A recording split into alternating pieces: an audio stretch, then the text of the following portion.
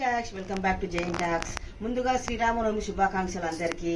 ఈరోజు మంచి రెసిపీతో మీ ముందుకు వచ్చేసాను. ఏం రెసిపీ చేస్తాను? తెలంగాణలో పోలేలు అంటారు కదా, అవి చేస్తున్నాను, చూపిస్తారండి. మైదా పిండి తీసుకొచ్చి ముందుగా నేను పిండి నానబెట్టుకున్నానండి. మైదా పిండి తీసుకున్నాను. మైదా పిండి చాలా టేస్ట్ బాగుంటుంది అన్నమాట. మైదా హాఫ్ కేజీ నానబెట్టుకున్నాను, ఒక హాఫ్ అన్ అవర్. దానికి పూర్ణం అండి, బెల్లంతో చేసింది. కొంతమంది చక్కెరతో కూడా చేస్తారు, కానీ నేను బెల్లంతో చేస్తే టేస్ట్ బాగుంటుంది అని బెల్లంతో చేస్తున్నాను. కొంచెం నెయ్యి తీసుకున్నాను, కొంచెం ఆయిల్ కూడా తీసుకున్నాను. ఎలా చేస్తానో చూపిస్తారండి. అండి ముందుగా మనం ప్యాన్ పెట్టుకొని పొయ్యి వెలిగించేస్తాను.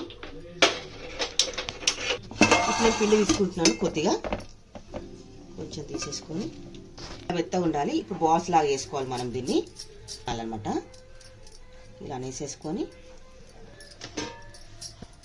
చూసారు కదా. ఇప్పుడు పూర్ణం తీసుకోవాలి కొంచెం, చూసారా. కొన్ని బాల్స్ లాగా వేసుకోవాలి. దీన్ని ఇలా చేసేసుకొని ఇలా పెట్టేసి ఇలా ఫోల్డ్ చేయాలి.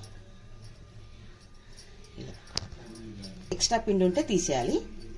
తీసేసి మనం ఇలా ప్యాక్ చేసేసుకోవాలి దీన్ని బాల్స్ లాగా.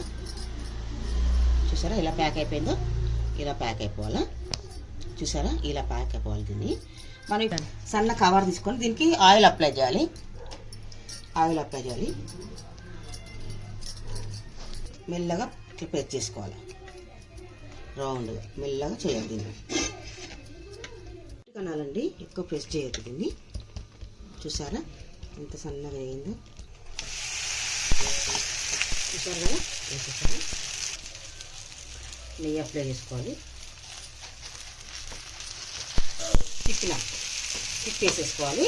ఇలా చూసారు కదా ఎలా పొగుతుందో, చూసారా ఎంత పొరలుగా వస్తుందో. ఇలా చూసి బాగుంటుందండి పోలేరు. తింటే కూడా చాలా టేస్ట్గా ఉంటుంది. మీరు ఇంట్లో ట్రై చేసి చూడండి. అయిపోయాయండి ఫైనల్గా. దీంతో పాటు పానకం కూడా చేశాను నేను. పానకం అండి ఇది. బెల్లం వేసాను, సోంపు వేసాను, కొంచెం డ్రై ఫ్రూట్స్ కూడా వేస్తున్నాండి. కొంచెం డ్రై ఫ్రూట్స్ వేస్తే కొంచెం బాగుంటుందండి. తాగుతుంటే చాలా బాగుంటుంది డ్రై ఫ్రూట్స్తో. లాస్ట్లో కొబ్బరి కూడా వేసానండి దీంట్లో. నా రెసిపీ మీకు నచ్చినట్లయితే లైక్ చేయండి, షేర్ చేయండి ఫ్రెండ్స్.